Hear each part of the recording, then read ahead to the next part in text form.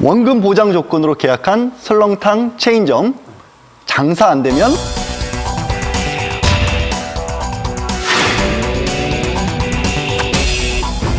0% 보장받을 수 있어요. 0% 보장받을 수 있어요. 보장 조건인데요. 뭐라고 써있어요? 한 번도 못 받아요. 0%, 0%. 예. 말이 돼요? 말이 안 되는데? 보장인데? 왜 그러냐면 원금 보장이라고 적어놨잖아요. 그러니까.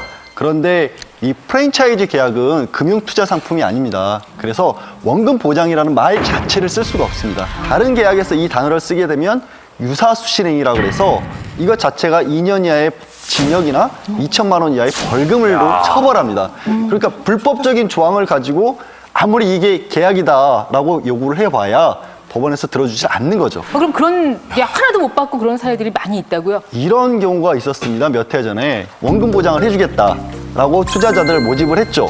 그래서 뭐 하는데 막상 장사가 안 되는 거예요. 그럼 원금 보장을 어떻게 해줬겠어요? 다른 투자자들을 모아서 돌려막기를 한 거죠. 돌려막는 데는 한계가 반드시 있을 수밖에 없고 결국에는 망해버린 거죠. 본사들 망했는데 어떻게 그 돈을 돌려받겠어요? 이런 사례가 실제로 벌어지고 있습니다. 그러면 미리미리 이제 창업을 준비하시는 분들이 프랜차이즈 할 때 미리미리 챙겨둬야 될 건 어떤 것들이 있어요? 그게 지금 이제 공정거래위원회에서 공정거래법에 따라서 정보공개서라는 것을 14일 내에 제공을 하도록 하고 있어요. 정보공개서를 보면은 이 업체가 지난 3년 동안 무슨 일이 있었는지를 굉장히 자세하게 적어놨는데 매출은 어느 정도가 되는지, 창업을 할 때 내가 부담해야 되는 비용은 얼마인지, 창업주들에게 교육은 어떤 식으로 시키는지 이런 것들이 굉장히 자세하게 나와 있으니까 일단 정보공개서를 보고 그 다음에 내가 이 사업을 할 것인지 말 것인지를 면밀하게 검토를 해야죠. 한 가지 궁금한 게 있는데 이 상권이 정말 중요하잖아요. 근데 거기에 이제 예를 들어서 뭐 커피숍을 했다. 근데 그 주변에 너무 커피숍이 잘 되니까 그 주변에 또 커피숍이 또 있어. 똑같은 프랜차이즈 커피숍이. 그럴 경우에는 이게 어떻게. 두 번째로 분쟁이 많이 일어나는 게 바로 그 상권에 관한 거예요. 계약을 하면서 이렇게 얘기를 하죠, 영업사원이. 아, 사장님, 가능하면 서초 지역에서는 사장님만 장사하실 수 있게 해드릴게요. 맞아요. 그래. 예. 단서가 가능하면이었잖아요. 듣는 사람 입장에서는 서초 지역에서는 나만 장사를 앞으로도 할 수 있겠구나라고 생각을 하는데 본사 입장에서는 서초 지역에서 매출이 많이 나오잖아요. 네. 그러면 가게 하나 더 내야 본사는 또 수익을 낼 수 있단 말이에요.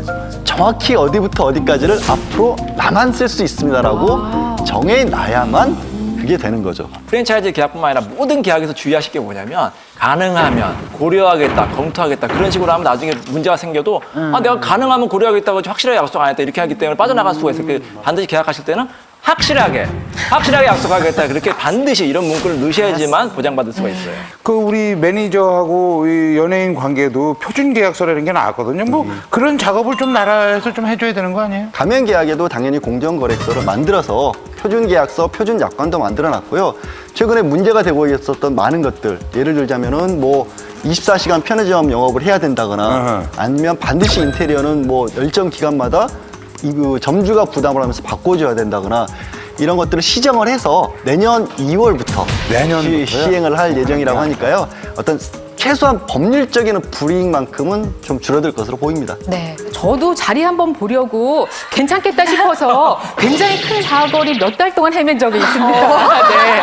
감이 안 와서 저는 포기했는데 저도 이런데 굉장히 의외인 분이 프랜차이즈 계획을 했다고 포기하셨다고 그래요. 이명사께서. 근데 그것도 깜찍하게 아이스크림 가게였어요. 사실 저는 이미지 안 보이죠. 사업이나 이런 데는 전혀 관심이 없었는데 이제 결혼하고 지금 사람이 이제 꽃집을 이제 하다 보니까 꽃집이 하면 힘들거든요. 힘들어가지고 옆에 이래 보니까 생각하는데 상당히 장사가 잘 되고 뭐 오만 아르바이트는 고행에 그냥 포즈만 되니까 이 사람은 좋고 돈 잘 벌라기 아니 제가 그 이명사 얘기 들으니까 원래 가지 않아야 될 길을 갔어요.